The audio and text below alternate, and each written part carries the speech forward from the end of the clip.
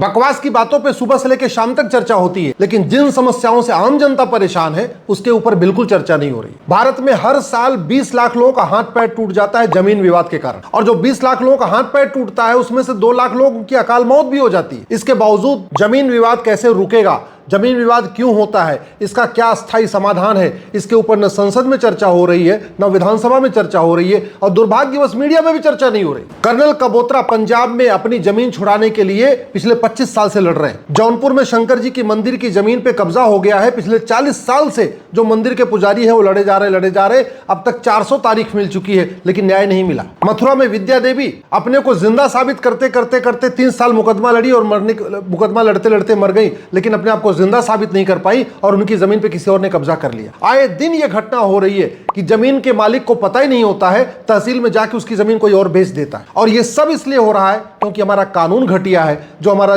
Civil procedure code है वो घटिया है। दूसरा, हमारा भ्रष्टाचार विरोधी कानून महाघटिया है। लोग लेखपाल को पैसा खिला रहे हैं, कानूनगो को पैसा खिलाते हैं, पटवारी को पैसा खिलाते हैं, और किसी की जमीन, किसी की खतौनी किसी और के नाम करा देते हैं।